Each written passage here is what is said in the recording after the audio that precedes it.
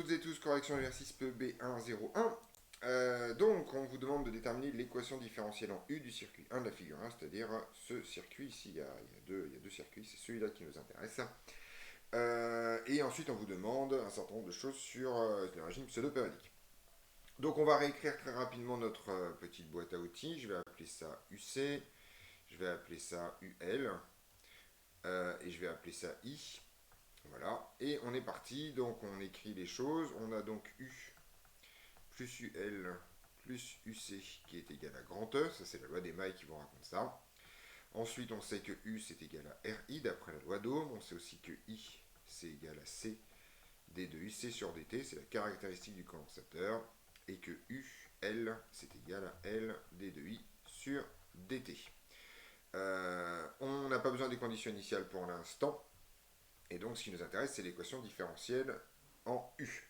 Alors, dans un exercice précédent, le PEB 100, on avait trouvé que U tendait vers 0 quand t tend vers plus l'infini, ce qui vous montre que cette équation-là n'est probablement pas la bonne pour U, ou au moins qu'il va falloir la dériver. Donc en fait, c'est ce que je vais faire immédiatement. En gros, je vais partir de cette relation-là, voilà, et je vais la dériver. Tout simplement, comme ça, je fais faire apparaître la dérivée de UC par rapport au temps. Donc en gros, je vais prendre celle-là, U plus UC plus UL est égal à E. Donc, eh ben en fait, je vais avoir la même relation avec les dérivés, c'est-à-dire que du sur dt plus d de UC sur dt plus d de UL sur dt est égal à 0. Alors, comment on pourra avoir cette idée sans les conditions en infini? C'est pas compliqué, en fait, on se rend compte que ici, remplacer d de UC sur dt, ça va être relativement pénible. Donc en fait, je dérive simplement parce que si je garde UC ici, je ne saurais pas quoi en faire. Petite remarque, on pourra aussi partir de cette relation-là et avoir des choses, ça ne pose aucun problème, on peut partir de toute relation dans cette histoire. Donc là, j'ai utilisé celle-là. Et donc ensuite, j'ai bien du U, ça c'est ça qui m'intéresse, il me faut du UC. Donc UC, la seule équation que j'ai ici, c'est ça, et c'est d de UC sur dt, donc ça c'est très bien, je vais pouvoir écrire que d de U sur dt plus I sur C ici, et d de UL sur dt, je vais pouvoir directement dire que c'est L. Donc c'est la dérivée de tout ça en fait, donc c'est L fois la dérivée seconde de I par rapport au temps, et ça c'est égal à 0. Alors en fait là on a fini, alors pas tout à fait, mais c'est extrêmement important de comprendre ça. Lorsque vous avez une résistance dans un circuit, connaître sa tension ou connaître son intensité, ça revient littéralement au même, puisque à cause de la loi d'Ohm, ces deux relations sont proportionnelles l'une par rapport à l'autre. Et c'est en fait ce qu'on va utiliser ici. Alors petite remarque, j'ai utilisé ces deux-là. Il me reste donc plus que celle-là à utiliser, et celle-là je vais l'utiliser deux fois, ici et ici, pour remplacer en fait finalement I par U sur R. Donc j'enlève ces petites flèches, voilà. Et donc je vais utiliser celle-là, c'est la fin. Et donc on est parti, donc j'ai tout simplement que du sur dt plus U sur RC. On vérifie que c'est homogène, hein, j'ai une tension divisée par un temps, une tension divisée par un temps, c'est parfait. Plus, et ici j'ai oublié le 2, pardon. Et ici en fait je vais remplacer, j'ai un L sur R ici si je ne me trompe pas, D2 de U sur dt2. Alors là aussi c'est homogène puisque ça c'est une tension sur un temps au carré, mais on sait que L sur R c'est un temps. Et donc ça fait bien une tension divisée par un temps. Et ça c'est toujours égal à 0, pas de problème. Je vais la réorganiser un tout petit peu, donc je vais déjà mettre les termes dans le bon ordre, c'est-à-dire prendre celui-là et le mettre tout à gauche, et tout multiplier par R sur L. Je vais donc avoir D2U sur DT2, plus, alors juste pas de bêtises, R sur L, D2U sur DT, plus 1 sur LC fois U est égal à 0. On revérifie l'homogénéité une dernière fois. J'ai une tension sur un temps au carré, puisque LC est un temps au carré. Là, j'ai une tension sur un temps multiplié par l'inverse d'un temps, puisque L sur R est un temps. Et là, j'ai une tension sur un temps au carré. Aucun problème. Mon équation différentielle est homogène.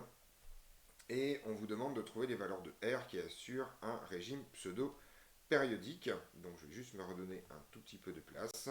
Voilà. J'enlève tout ici. Hein. Je n'ai besoin plus de rien sauf de mon équation différentielle. Hop, voilà, j'efface tout. Et on recommence. Hop là. Tiens, voilà. Je remonte mon équation différentielle ici, et on va regarder. Alors, pour un régime pseudo-périodique, bien entendu, on peut sortir le facteur de qualité, etc., etc., mais en fait, on n'en a pas besoin.